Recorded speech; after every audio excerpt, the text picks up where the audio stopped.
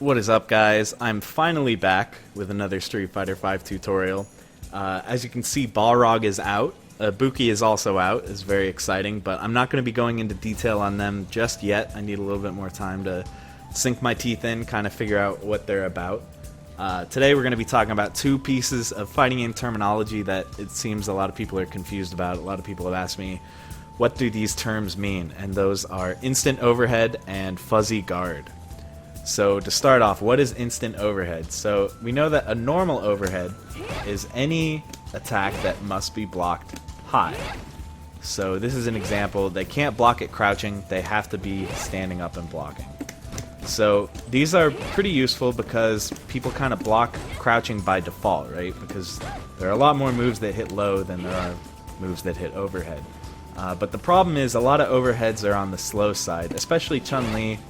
They can kind of see it and react to it, so it's against really good players. It's hard to get hits off of overheads unless you have a really fast one. But an instant overhead is when you do a jumping attack and you hit them on the way up, and it's called an instant overhead because it's pretty much instant. They can't react to it.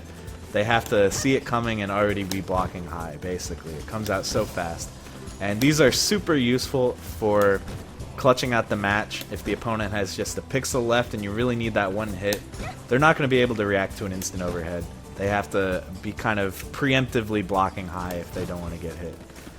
But not a lot of characters in Street Fighter V have instant overheads. I'm actually cheating right now. Chun-Li's jump jab is not an instant overhead because if they're crouching, it whiffs. It doesn't work. So this transitions nicely into what is fuzzy guard. So, fuzzy guard as a term is confusing because it means something totally different in 3D games like Virtua Fighter. We're not going to worry about that right now. We're only talking about 2D games like Street Fighter, KOF, that kind of thing. And in those games, fuzzy guard means essentially if you hit someone high, especially with a jump in, they're stuck standing up for a split second.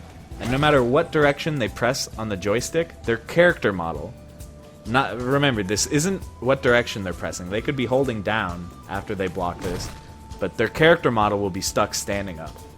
So you can abuse this by hitting them and forcing them to stand up, and then hitting them with an attack that would normally whiff over their head. Because like I said, no matter what direction they're pressing on the joystick, their character model is stuck standing up. And they can still get hit overhead while this is happening. So I know this sounds crazy, but you know, normally if someone blocks a jump in, they're just going to kind of autopilot to blocking down, crouch blocking, because you know normally after you get hit by a jump in, they're going to go for a low.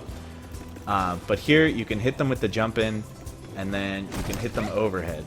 And if they're crouch blocking, they're going to get hit.